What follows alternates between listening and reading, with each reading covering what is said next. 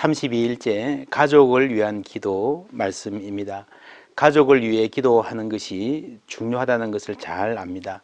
그런데 어쩌면 우리 가족은 너무 가깝기 때문에 어떻게 기도해야 될지 잘 모르고요. 기도해도 당장의 필요에만 압도되는 경우가 많습니다. 기도는 기본적으로 분리를 전제로 합니다. 하나님과 나만의 시간이잖아요. 물론 함께 기도할 수도 있지만, 그래서 기도는 다른 사람 아무도 없이 하나님과 나만의 둘이의 시간, 둘만의 공간이라는 점에서 기도는 가장 가까운 사람과도 일시로 분리되는 시간이라고 볼 수 있습니다. 그리고 그 기도 안에서 하나님과 함께하는 시간에, 공간 안에 사랑하는 사람을 담는 거죠. 그래서 기도는 어떤 면에서 사람과 분리되는 거고요. 나 혼자 기도하러 갈 때 그러면서 다시 가까워지는, 이전과는 다른 방식으로 좀 더 깊이 그 사람과 가까워질 수 있는 방법이 기도라고 볼 수 있습니다. 사실 가족이라고 해서 사랑하는 사람이라고 해서요, 늘 같이 있을 수는 없거든요. 아이들이 아주 어리면, 아이들이 엄마한테 안 떨어지면요, 이 껌딱지라 그러잖아요, 그죠? 엄마의 정신 건강과 영적 건강에도 좀 부담이 될 수 있습니다. 그래서 떨어져 있는 시간을 주위에서 배려하는 게 참 좋고요. 아빠나 뭐 친정 어머니나 뭐 시댁 식구 누구든 좋습니다. 그래서 특별히 그 시간에 엄마가 자기만의 시간을 가질 수 있도록, 가족을 위해서 기도하면서도 자기만 특별히 기도하는 시간을 가질 수 있도록 배려해 줄 수 있다면 참 좋을 것입니다. 그래서 여러분, 가족들이 함께 기도하는 시간도 필요하고요. 또 가족을 위해서 나 혼자 기도하는 시간이 필요합니다. 육아도 제대로 하려면 아이와 떨어져서 아이를 위해서 기도하는 시간이 있으면 좋습니다. 기도는 기도하는 가운데에 우리가 가족들을, 자녀들을, 부모님을 영적으로 품어주고 어루만져주는 기회고요. 기도를 통해서 성령 하나님께서 내 안에서 그분들을 어루만져 주신다라고 생각해도 좋습니다. 우리가 기도 맨 처음에 배울 때에 모든 기도의 출발점은 첫째로 하나님이 우리 아버지시다, 둘째로 좋은 아버지시다 라고 배웠습니다. 그래서 가족을 위한 기도도 마찬가지입니다. 하나님이 내 아버지시기도 하지만 내 아내의, 내 남편의 아버지시거든요.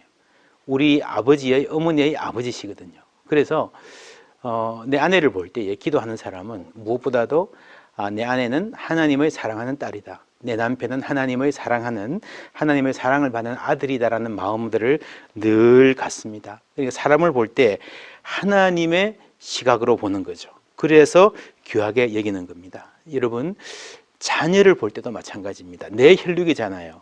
내 새끼다, 내 자식이다 생각하지만, 그래서 우리가 애착을 가지지만 그것만으로는 부족합니다. 그 사랑만으로는 부족합니다. 내 자녀도 하나님의 자녀라는 생각을 가질 수 있어야 됩니다. 그럴 때에 우리는 부모로서의 책임을 잘 감당할 수 있을 뿐 아니라 과도한 압박으로부터 자유로울 수 있습니다. 이 현대 사회는 자녀 교육도 압박감이 심하고요, 경쟁도 굉장히 많습니다. 그래서 부모들이 자녀의 삶에 무한히 책임을 져야 하는 느낌을 갖는데 그렇지 않습니다. 여러분, 세상의 어떤 관계도 무한 책임은 없습니다. 의사든 선생이든 부모든 대통령이든 자신의 책임에서 책임의 한계가 있는 법입니다. 무한 책임이 좋은 말 같지만 사실은 부모가 무한 책임을 자녀에게 갖는다는 것은요, 사실은 무한한 욕심에 희생될 수 있습니다. 물들 수 있습니다. 그래서 기도는 내가 누군가를 사랑하지만 그 사랑하는 나도, 나의 사랑도 한계가 있다.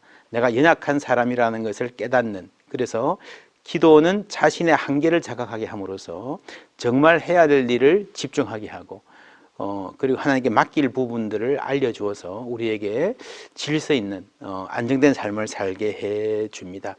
그래서 내 자녀지만 하나님의 시각으로 보면요, 하나님의 자녀잖아요. 그래서 하나님, 우리 딸 좀 잘 봐주세요, 이렇게 기도할 수도 있지만 하나님께서 야, 내 딸, 내 아들 너 좀 잘 보살펴다오 라고 말씀하시는 그런 음성을 들을 수 있다면 훨씬 더 우리가 자녀를 잘 믿음으로 양육할 수 있을 것입니다. 그리고 우리가 모든 그리스도인들을 대할 때에 고린도전서 8장 11절에 그는 그리스도께서 위하여 죽으신 형제라, 이 안에 두 가지가 들어있죠. 하나는 그리스도께서 위하여 죽으실 만큼 소중하다. 또 하나는 죄인이기 때문에 그리스도께서 위하여 죽으셔야 했다라는 것입니다. 여러분, 이 사실을 아는 게 참 중요합니다. 내 배우자도 죄인이고 내 자녀들도 죄인입니다. 그래서 참 아름답고 감사하고 한 마음으로 갈 때는 참 좋지만요, 언제든지 우리 인간은 죄된 모습이 나올 수 있습니다. 그래서 실망할 수 있습니다. 또한 나에게도 죄된 모습이 있기 때문에 서로 갈등이 있을 수가 있죠. 그래서 우리는 쉽게 배우자를 바꾸려 하거나 교정하려고 가르치려 해서는 안 됩니다. 관계를 상할 때가 많습니다. 특별히 내 배우자가 다른 사람과 인간관계의 갈등에 놓여 있을 때가 그렇습니다. 그 당신 왜 그렇게 해서 이렇게 책망하다가 보면요, 오히려 관계가 더 악화가 되죠. 그래서 사람은 내 말을 들어주고 내 느낌을 있는 그대로 공감해 줄 사람이 한 사람이라도 있을 때에 살아갈 수 있다라는 말을 우리가 많이 하지 않습니까? 많은 경우에 남편이나 아내가 그 한 사람이, 혹은 부모가 그 한 사람이 되어 줘야 됩니다.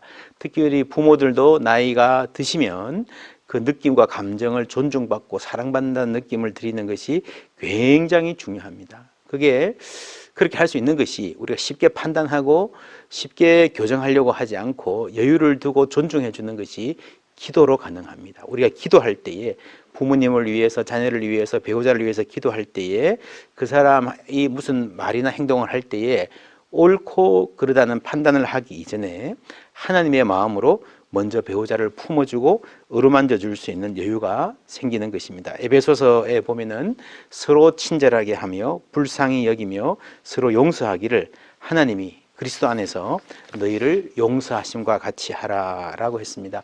모든 인간관계에 다 적용이 되지만 그리스도인의 관계에서 적용이 되고요, 가족들과의 관계에서 특별히 적용해야 됩니다. 가족들 가운데서 여러분 알지 않습니까? 내 남편이, 내 아내가, 우리 아이들이 참 이 험한 세상 살아가느라고 얼마나 힘들게 하루하루 힘겹게 그 인생의 고개들을 넘어가고 있는지 서로 불쌍히 여기고 용서하는 마음들이 있어야 됩니다.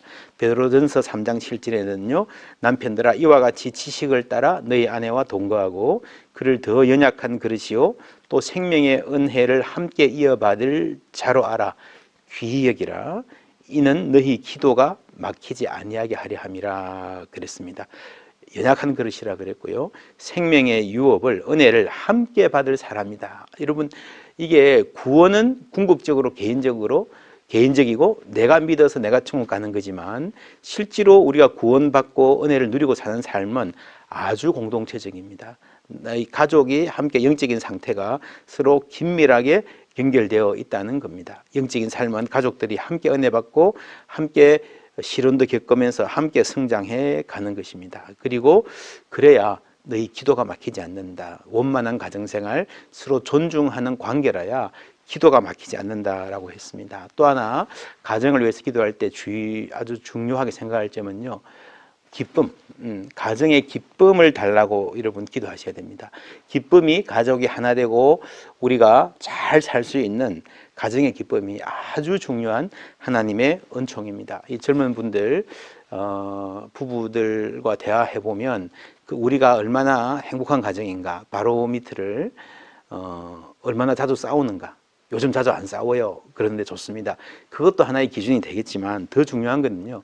우리 가족은 얼마나 함께 자주 기쁨의 시간을 누리는가를 생각해 보셔야 됩니다. 싸우지 않아도 기쁨의 순간을 누린 적이 너무 오래되면요.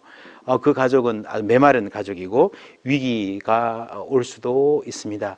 그것이 뭐 외식이든 여행이든 동네 간단하게 산책 나가는 것이든 뭐 영화나 좋은 드라마를 같이 본다든지 혹은 그냥 대화하는 것이든 차 한잔 마시는 것이라 하더라도 혹은 신체적인 접촉 가족끼리 포함해서 여러분 이 가족이 기쁨을 나누는 순간이 너무 멀리 떨어져 있지 않도록 아주 잘 챙겨서 서로의 정서적 필요를 채우는 것이 아주 중요합니다.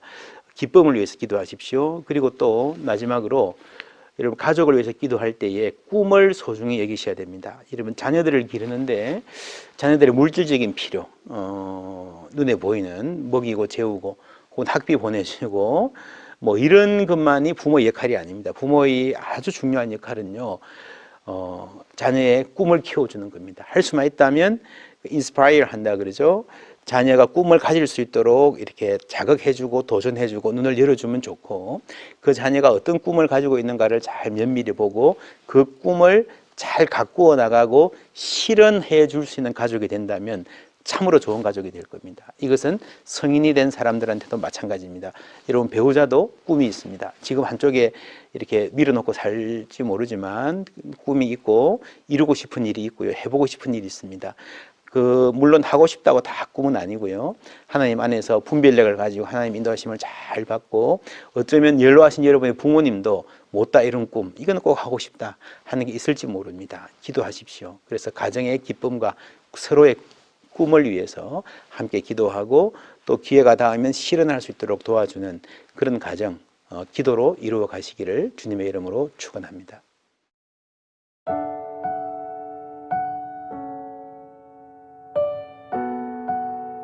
주님, 오늘 저의 가족들의 필요와 갈등, 목표와 관심사, 그들의 현재와 미래를 주님 앞에 내어 맡깁니다.